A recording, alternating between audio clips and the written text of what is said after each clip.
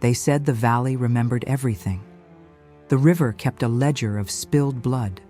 The pines tallied the names of the fallen in the rings under their bark. On winter nights, when the fog pressed close to the ground and the moon hung low, you could hear the old feud breathing, two packs locked in a rhythm of rage. On the western ridge, Shadowfang watched the world with gold eyes and quiet discipline. On the eastern slope, Moonveil wore their pride like silver armor. Between them ran a black, cold river that cut the land like a wound.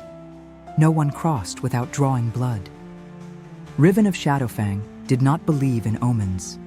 He believed in training at dawn until muscle became memory, in patrol routes etched into the soil, in the way a pack moved as one body when danger crept from the trees. He wore duty the way other men wore a cloak.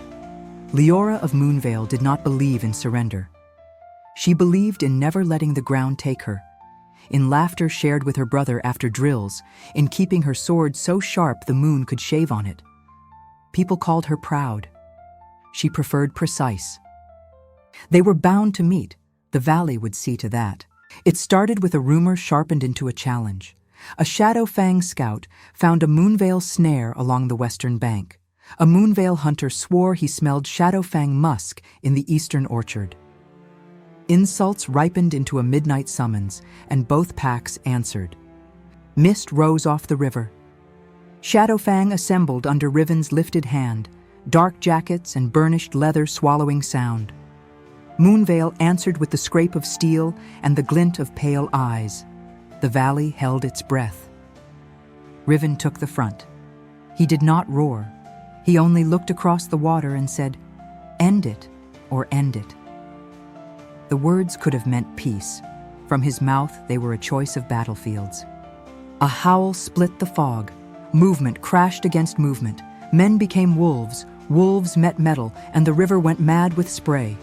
Liora's first strike found its mark, the ribs of a Shadowfang bruiser, before she slid out of reach and pivoted to parry a second set of claws. She fought like she sparred, footwork first, then teeth, never the other way around. She cut twice, ducked once, drew blood, did not count it. And then she saw him. He was taller than she'd imagined, broader through the shoulders, the kind of calm that made chaos move around him as if it feared to touch. His left jaw was scored by a pale scar that pulled one corner of his mouth down, even at rest. Golden eyes, steady. Riven. He scanned the field, found her, and the night narrowed until there was only the stone under her boots and the breath in her lungs and the line between them. She moved first. He closed the distance. They met hard, her blade against his braced forearm, her knee against his thigh, his palm catching her wrist even as she twisted out of it. He didn't slash wild like a rogue. He placed pressure exactly where it would cost her balance. "You train your people," she said between breaths. "Good. It makes defeating them interesting." A corner of that scarred mouth twitched. "You talk too much in a fight." He cut, a shallow bite at her bicep, testing. She answered with a flick that would have hamstrung a slower man. It scored only leather. He didn't give her slow. Around them, the packs crashed and parted in tides. Someone shouted for retreat. Someone laughed and didn't, then tried again. Riven drove her back 3 steps until slick riverstones rolled under her heel. He could end it. He saw the line from his hand to her throat. He saw her eyes, brown and bright, and not panicked at all. He hesitated. It cost him a shallow cut across the knuckles and, inexplicably, his certainty. Something in the space between them changed, as if the valley itself had stepped closer to listen. A shadow rose out of the fog where the water eddied against a broken pier. It gathered itself like a cloak and stood upright. The fighting bled into silence, one voice at a time, until only the river spoke. The witch of the valley looked very old, and not old at all.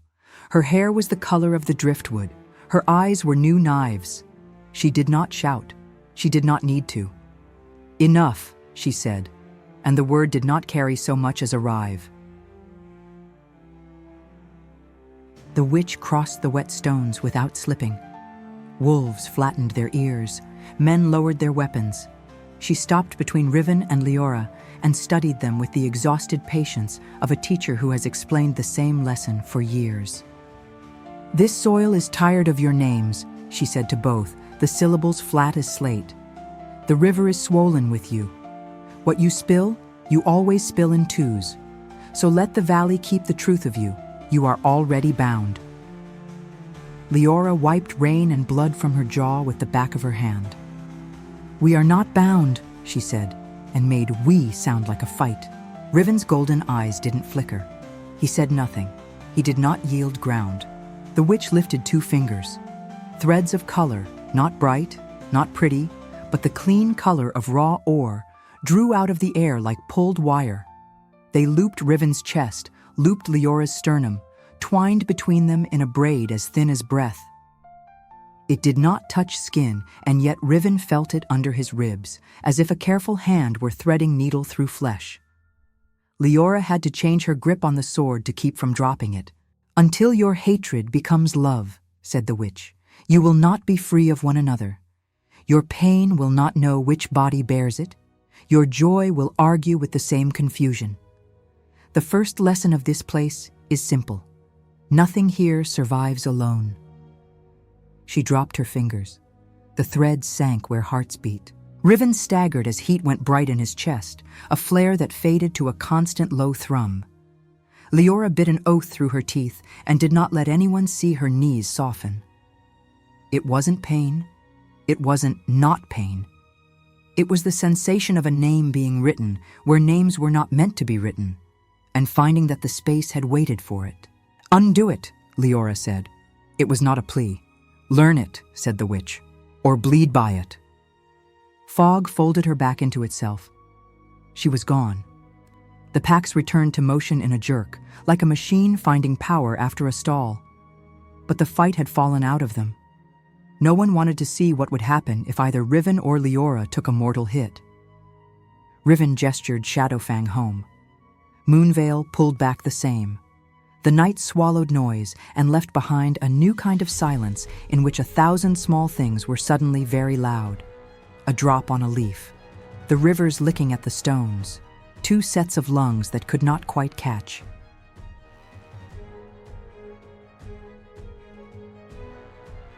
Pain introduced itself first. Not the breaking kind, the catalog kind. A bruise Riven earned on his forearm during morning drills pulsed on Liora's skin 2 ridges lower. A blister she raised mending a fence found its mirror on his palm in the exact shape of the tool's handle. It wasn't even simultaneous. Sometimes the echo lagged breath lengths or minutes. Sometimes it jumped ahead, as if the bond were impatient and always slightly wrong about clocks. They tried to starve it. Riven shortened his runs until the ache in her calves eased. Liora stopped sparring with novices when she realized their mistakes would teach the alpha to flinch. Neither told anyone except the space in front of them when they were certain no one else could hear. And even then the words tasted like admitting a map had lied. Joy found them anyway. The worst of it was that it was worse than pain. Riven took an apple at dusk and bit into it thoughtlessly, and somewhere east, a small sound escaped Liora that was not a sob. Liora's friend made a joke so stupid she laughingly threw a rag, and west of her on a high ridge, a man stopped in the middle of a breath with his mouth tilted into something that could get a soldier mocked. Their packs noticed moods before they noticed marks. Shadowfang's beta, Marek, a long-limbed patient man, watched Riven go still at odd moments and made a note he did not write down. Moonveil's captain, Anna, who could read wind, saw fury flare and extinguish in Liora so quickly it had to be coming from elsewhere. Questions followed, answers did not. At night, Riven slept less. Nights are long when you can hear another person's heartbeat, like a memory you haven't placed. Liora sharpened her sword because edges made sense. Friction meant heat. Heat meant physics that no witch could turn into poetry. When the river was lowest, they met.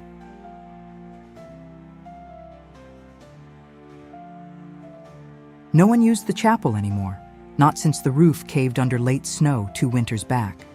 A rib of beam cut diagonally through open air. Vines took liberties with stone. It was close enough to the border that neither patrol liked it, which made it perfect. He got there first because he hated the feeling of being watched and wanted the advantage of choosing where it would happen. He stood under the notch where roof met sky, hands on his hips, not pacing because pacing is admitting to nerves. She arrived without rustling leaves because she was good and because she had to be. She stopped 2 arm spans away, blade in hand, not raised. Their eyes met and skated away again, because holding that kind of line is as risky as stepping on ice you are not sure will take your weight. "You feel it," she said, and stripped the accusation out of it until it was only fact. "Yes," he said, because he did not lie in small things. "I will not have my life owned by a trick." Her chin angled. "Undo it." His mouth twitched. "The last person who gave me an order like that was my instructor, and he got a broken rib out of it." Heat sparked in her chest, his humor, then flickered in his, her answering annoyance. They both sighed, exactly out of rhythm. "We cannot fight like this," he said eventually. "Not without making our people pay for what we refuse to solve." Her jaw worked. "You would call this a problem to be solved. I would call it a weapon that will go off if we set it down wrong." They talked circles until the light moved from silver to the deeper pewter of a night with no help in it. They did not resolve anything, but they left each other with a new fact. The other could stand underneath a broken roof and not flinch when wind made it groan. The other could say hard words without lacing them in poison. The other could leave their back open exactly the required number of seconds when climbing through a gap that would bottleneck even a fast exit, and trust the other not to exploit it. Trust is not a single thing, it is a stack. They added 1 piece to the stack and walked away, promising themselves they could live with that. They met again because the river doesn't stop for 1 stone. They met once more because hunger makes even pride practical. They kept meeting because night unknots some ropes, daylight pulls tighter. Secrets get expensive. Moonveil's council asked Liora where her new scars came from and why she had started to wince when a cadet's strike should not have reached nerve. Shadowfang's patrol lead asked Riven why he'd changed the southern routes to dodge a hollow only he seemed to think was dangerous. Neither answered what was not asked directly. Both were demoted, exactly 1 ritual notch in matters of trust they had once made look easy. Anna cornered Liora after training and gestured at the bruises peeking under a rolled sleeve. "You don't get to bleed for a feud and then bleed for whatever this is," she said, not unkind. "Pick one." Liora wiped sweat out of her eyes with the heel of her hand. "If I could." Merrick took Riven's sword after a bout that should have been clean and cocked a brow at the smear of blood on the hilt. "You're not made of steel," he said. "Stop acting like cutting you doesn't cut the rest of us." "I know," Riven said, and hated that the admission felt like standing on a strange shore, all the maps wrong. The packs began to test the seams. A junior from Moonveil hissed, "Shadow lover," as Liora passed. A pair of Shadowfang hunters started a fight. They wanted to finish badly and then looked at their alpha's mouth for permission to feel brave. Neither got what they came for. Liora built her silences like walls. Riven built his temper into something he could lay a foundation on. On the 3rd night at the chapel, rain came through the roof like threaded beads. Liora watched the drops slit themselves on the edges of broken stone and said, "I asked the elders about the old curses. They said valley magic binds what it names. It can be refuted. It doesn't like to be." Riven leaned on a pillar that forgot long ago how to hold weight. "Refuted how?" "By proof." She flicked rain off her lashes. "Either we prove we hate each other so completely, there is no room for confusion." "Tempting," he said dry. Something like warmth lifted in her ribs. It brushed his. They both ignored it. "Or we prove there is no hatred left to bind." She didn't look at him when she said it. Silence stretched. The rain's rhythm stalled on a leaf, and started again as the leaf let go of what it couldn't hold. Riven said finally, very quiet, "I don't know what to do with something that asks for the thing it forbids me to have." Liora's shoulders softened a fraction. "That is the best definition of this valley I've ever heard. Trouble favors places where systems are failing."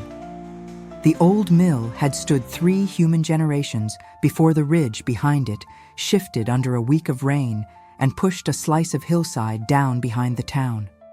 At noon, the miller's daughter went for flour. At noon, and a minute the wall folded, the roof dropped, dust ran up the slope like smoke. Someone screamed. It stopped. Someone else started. Liora reached the village first, because Moonveil guards the eastern approaches. She got 3 people out before the second beam started to go. That's when pain skated Riven's shoulder, her effort tearing something, and he was already running when he realized why. He didn't shift because claws catch on splinters. He came in through the back, hands and back and legs doing clean work, the kind of labor he never got credit for because people like to measure only the noise a leader makes. He found Liora braced under a beam she was too tired to hold long. He stepped into her space without asking and took the weight. She didn't thank him. She did not have to. He saw the gratitude move under her skin anyway.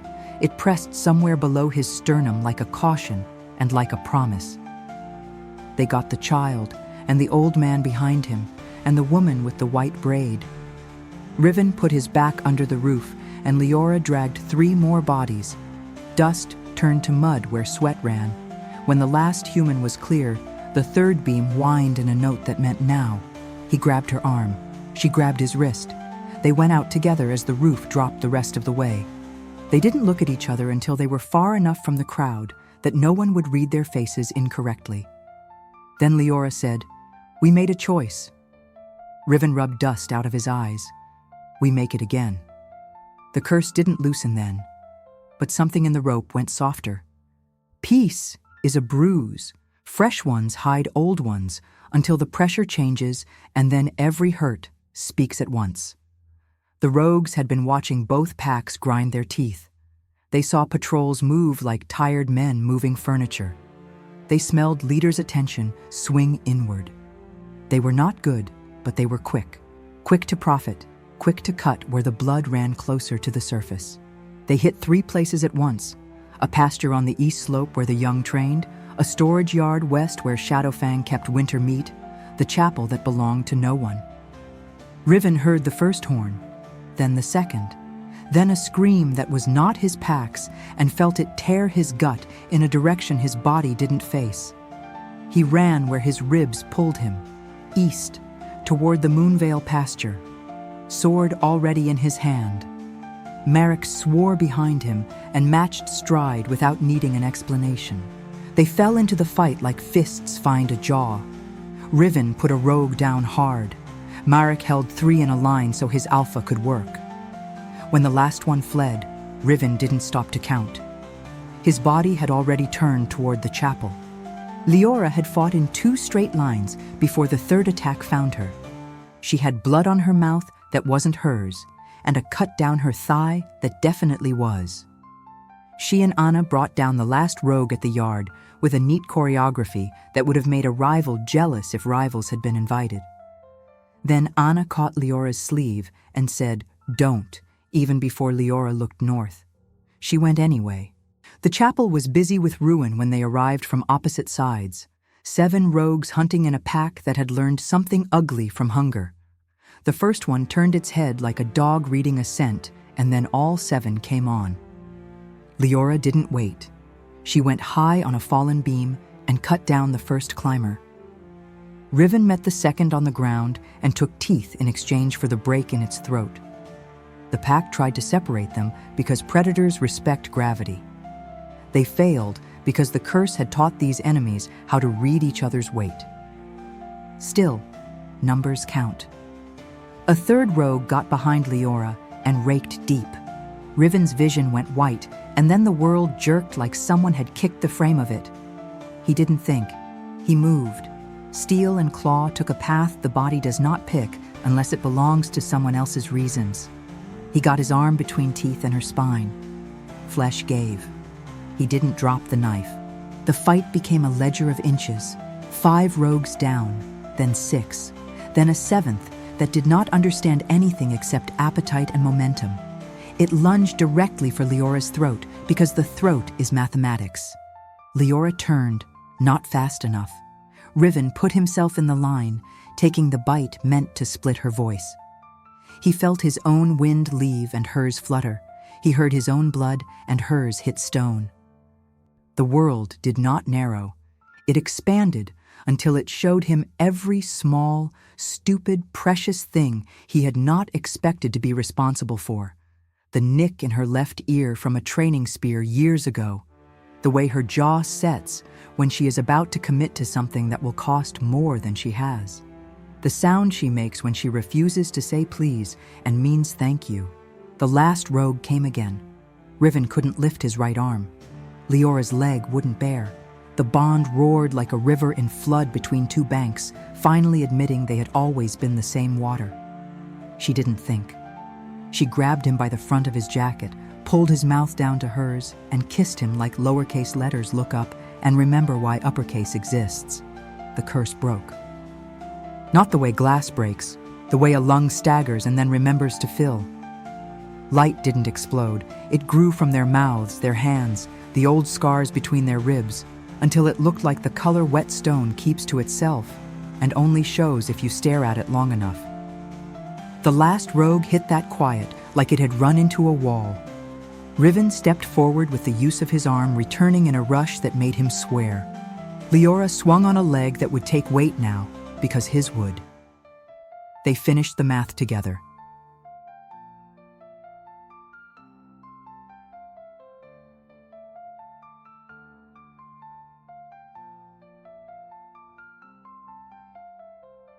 After a fight is the loneliest noise in the world. Blood cooling, blades being cleaned, a bird that didn't know what happened starting its usual song and stopping halfway through because the air tastes wrong. They didn't speak for a minute. They counted breaths like a training exercise. Then Liora said, very calmly, "We could pretend."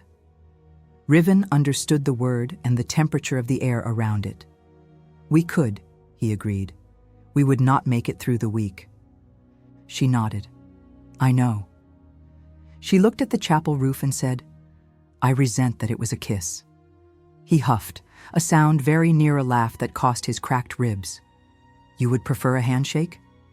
"A clean joint decision." She looked at him. "I would prefer to choose the moment." He met her gaze and didn't try to make it charming. "Then, choose it." She did. This time was slower and entirely hers. The bond didn't flare. It settled like a sheet pulled true over a bed that had been wrinkled a long time. 2 packs met them at the river. It hadn't been summoned. It came the way storms come when heat and cold have been arguing in private and finally introduce each other to the horizon. Moonveil saw Riven and reached for weapons because the eye sees before the mind. Shadowfang saw Liora and went ready because habit makes hands quicker than judgment. Then they saw the way the 2 of them stood, and the way that both of them looked at weapons pointing toward the other. Anna stepped forward for Moonveil, Marek for Shadowfang. Their faces did not know what to do with the next hour.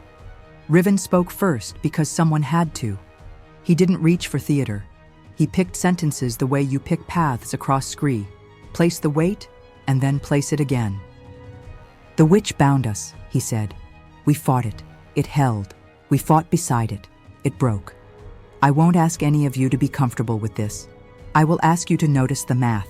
7 rogues dead. No children taken from the pasture. A storage yard still yours. A chapel that is ours only because neither of us wanted it. If we had kept our old rules, those numbers would be wrong." Liora did not soften her voice. "We are not asking you to like each other. We are asking you to keep what is ours. The valley did not change because we kissed in a ruin. The rogues will come again if the line between us stays fat and slow." Someone shouted an old insult with a new tone. Someone else shouted back with a new joke that used to be an insult. A woman from Moonveil pointed at Riven's chest and said, "If you hurt her, I will end you." And 3 Shadowfang voices said in overlapping voices, "You will need a cue for that."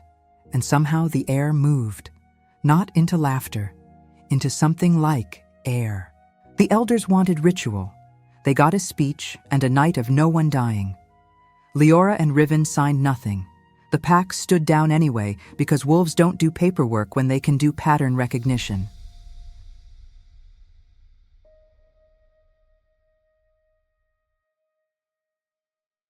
The Witch of the Valley came to the river on a morning when it looked as if the water had not slept. She watched Riven and Liora set a new patrol schedule and not tell the old men it was new, because sometimes a thing must be true before you can say it out loud. "What did you expect from us?" Liora asked without turning. Because she had learned the witch's smell the way you learn a hawk's shadow. "To learn," said the witch, "or bleed." Riven did turn. "We did both." The witch's mouth quirked. "Efficient." She slid her gaze to the carved threads at their sternums. The marks had not left. They had changed. They didn't look like chains anymore. They looked like stitches. "Magic hates a vacuum," said the witch. "If you had insisted on hating each other, it would have pulled itself tight until one of you broke something the other could not fix. Choosing makes the world spend less time choosing you." Liora sheathed her knife because she no longer needed to pretend she had been about to throw it. "Are you saying thank you?" "I am saying try not to make me do this twice in a generation." The witch was gone before any reply could embarrass anyone.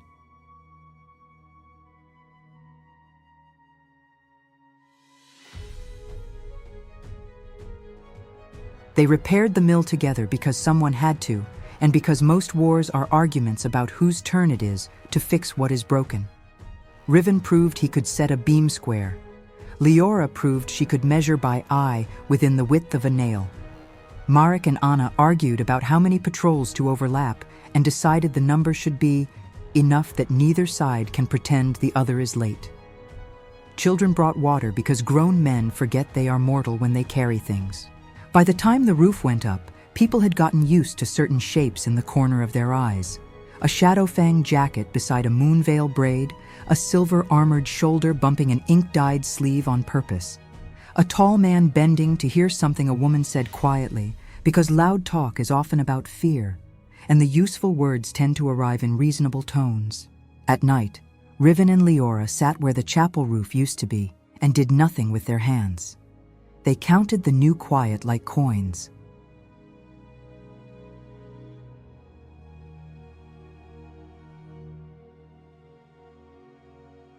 Peace is not an object you place on a shelf. It is the fight you choose every day when there are smaller fights available. The rogues learned their math. They moved farther downriver. That made them someone else's problem and made Riven's hand flex because he does not like moving the pain line past his fence. Liora took his hand and did nothing with it that would look sweet from a distance. "We are not everywhere," she said. "We are here." He nodded and did not sleep worse for admitting a limit. There were fights they did not win. A council vote that recognized joint patrols but not joint training. A traitor who tried to play both packs and got away with it because he had 6 mouths to feed and looked the part. There were fights they won that no one wrote down. Children from either side who started new rules for a shared game because the old ones made them lose too often. A woman who stopped crossing herself when Riven walked by because he repaired her step without being asked. They argued properly now. Argument without the threat of the old edge can feel like stepping on ground that had been broken and is set well enough to trust your weight again. He did not try to win by volume. She did not try to win by syllables. They took turns. They fixed turns when they forgot to take them.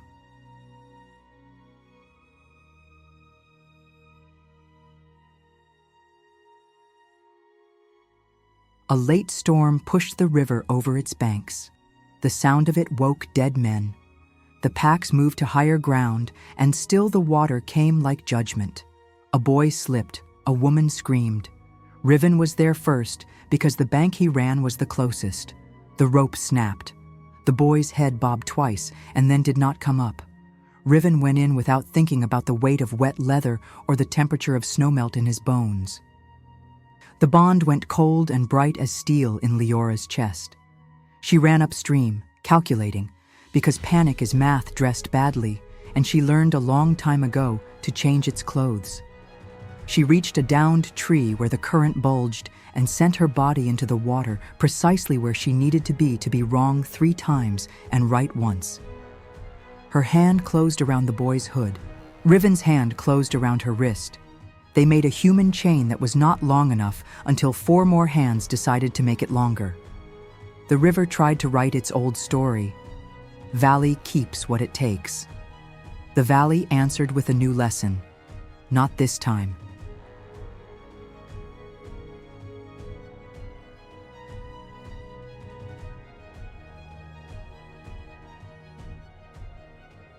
They lay on the mud afterward and breathed the way people breathe when lungs have been reminded how expensive air is. The boy coughed, then cried, which was either a good sign or the only sign anyone needed to hear. Riven rolled his head toward Liora and looked at her without any furniture in the way. There are worse ways to be bound.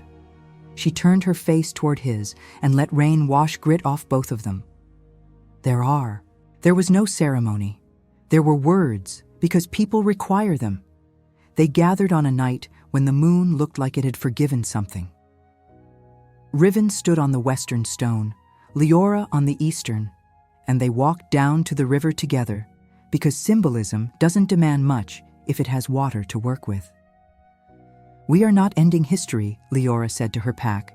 "We are starting maintenance." Riven said to his, "You can hate our enemies or you can fix our home. We are too small, and the valley is too large to do both." They did not kiss in front of anyone, because some things you keep small, so they stay true. They touched wrists, their bond marks like thread in skin, and that was plenty.